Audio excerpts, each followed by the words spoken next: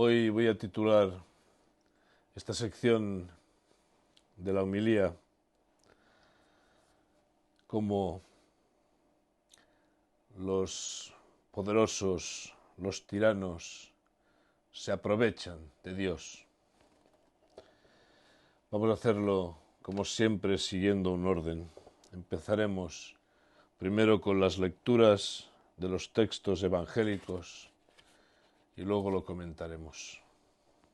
Pongámonos en pie para escuchar la palabra de Dios.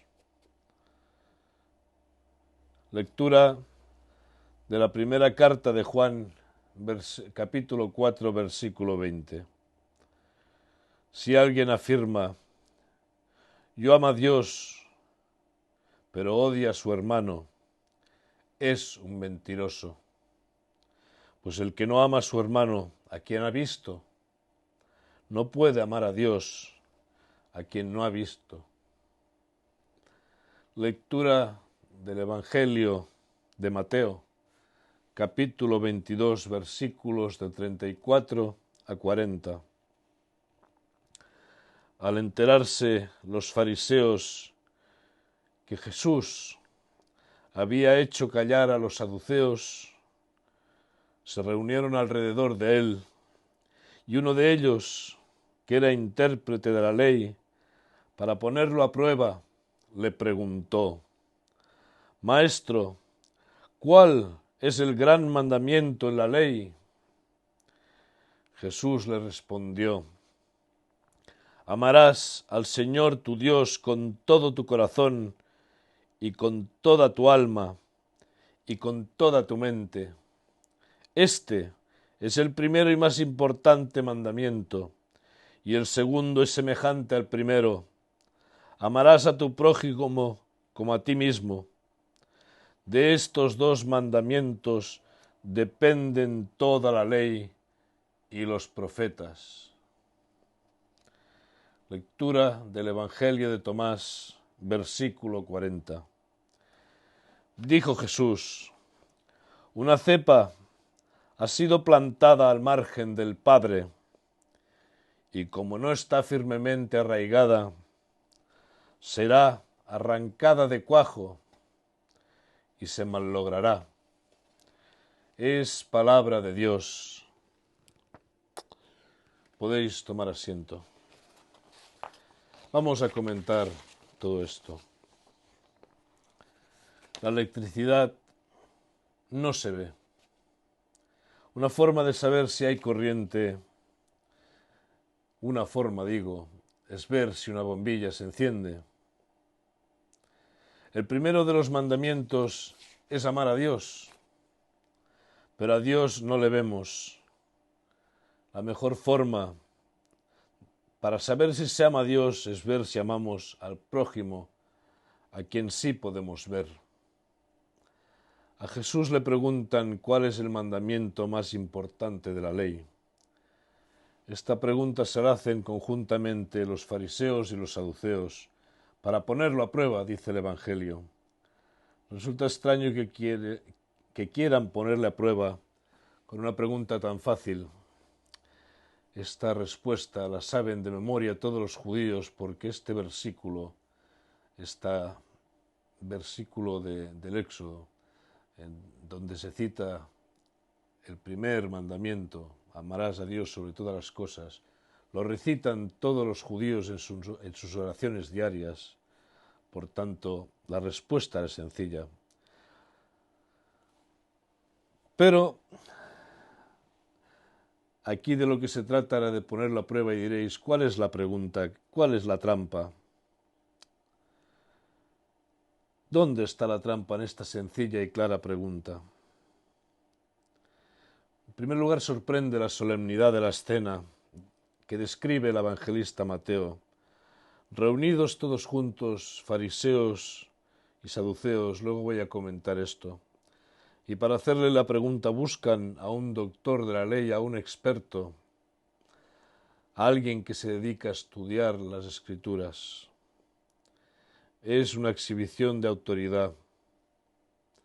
Pretenden someter a Jesús a un examen. ¿Cuál es el mandamiento más importante? saben que Jesús va a responder correctamente, y así podrán cogerlo en sus propias palabras. Le podrán replicar: si el amor a Dios es lo más importante, ¿por qué rompes este mandamiento y no respetas el sábado? ¿Por qué rompes este mandamiento y tocas a las personas impuras, comes con pecadores, criticas a los sacerdotes, etcétera, etcétera, etcétera? Esta réplica no se la pudieron dar, porque Jesús respondió a la pregunta que le hacían y añadió un poco más. Ellas le preguntaban por el primer y más importante mandamiento, y Jesús le responde: el primero y el segundo. Añade el segundo porque este segundo mandamiento no es secundario, ya que es el reflejo del primero. Nadie puede demostrar que ama a Dios a quien no ve, si no ama al prójimo a quien puede ver. Y es lo que hemos leído en la primera cuarta de Juan. Por eso curar en sábado es trabajar para el prójimo, en el día dedicado a Dios, y así amas a Dios, visualizando el amor a Dios, acogiendo a los pecadores, visualizando el amor a Dios, liberando al pueblo de un templo que se ha vuelto opresivo, visualizando el amor a Dios. Esta pregunta era realmente comprometedora para un Jesús tan dedicado a hacer el bien al prójimo. Pero Jesús, pero Jesús ha superado la prueba y ha aprobado el examen y les ha hecho ver que ellos, a pesar de ser doctores de la ley, no la interpretan correctamente. El mensaje de este Evangelio lo podríamos expresar con unas palabras del propio Jesús a la gente, escritas un poco más adelante. Los escribas y los fariseos se han sentado en la cátedra de Moisés. Haced y observar todo lo que os digan, pero no hagáis como ellos, porque dicen y no hacen, preparan cargas pesadas e insoportables y las ponen sobre los hombros de los demás, pero ellas no quieren ni moverlas con un dedo. Estoy citando Mateo 23, 1, 4. Y aquí perdonadme que haga un inciso a lo que tengo escrito. Fijaros, fariseos, saduceos, doctores de la ley. El evangelista no se quiere olvidar a nadie. A nosotros nos parecen figuras muy lejanas, pero al fin y al cabo son varios tipos de servidores de Dios que hoy podemos ver reflejadas. Sociedades iniciáticas, religiosos, contemplativos, religiosos al servicio del templo.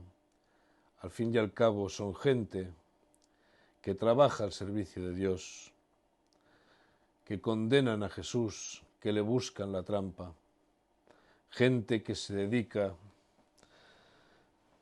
al fin y al cabo a creer que tienen el monopolio de Dios,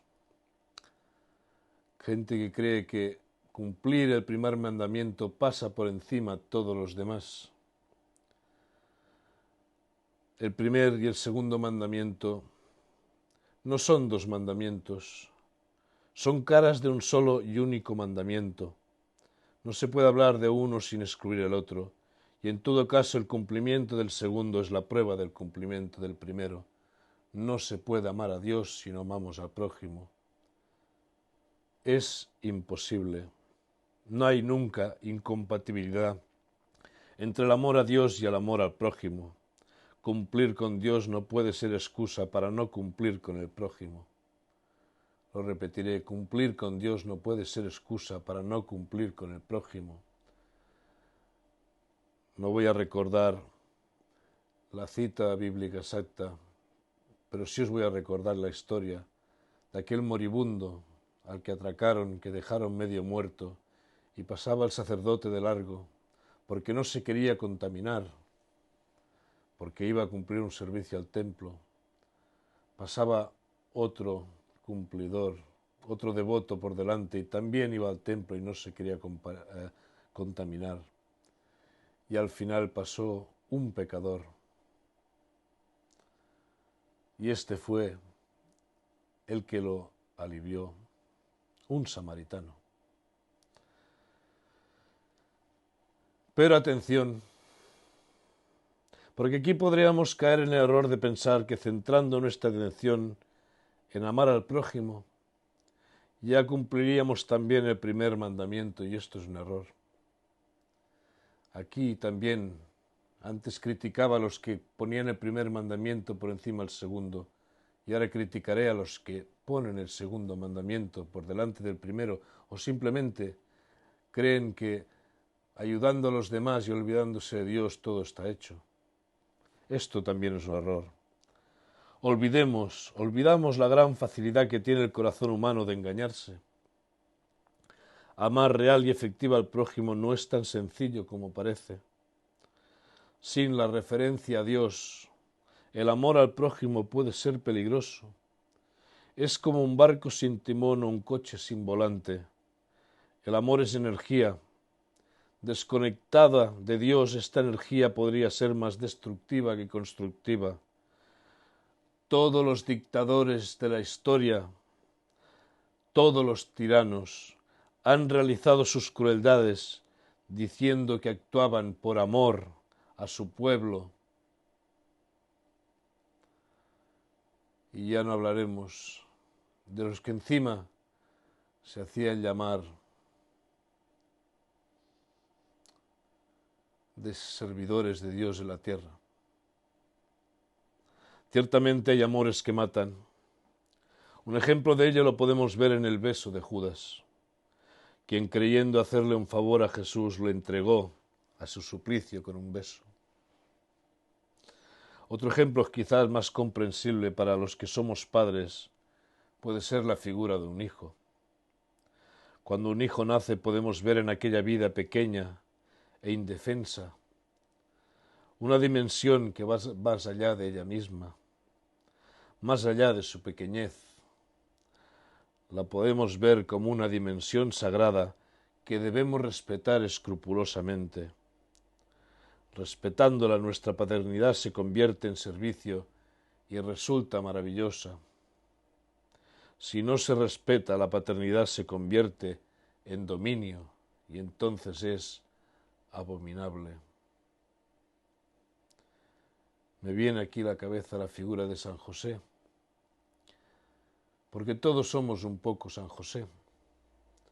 Nuestros hijos son de Dios. Nosotros solamente tenemos la misión de sacarlos adelante, pero no son nuestros. Solamente los debemos ayudar a crecer. Y así pasa con todas las personas. Cada persona es hija de Dios y nadie se puede arrogar, decir, yo debo decidir sobre el destino de los demás. Aquello tan famoso hoy, el bien general por encima del bien individual. ¿Somos dioses acaso para decidir qué es el bien común?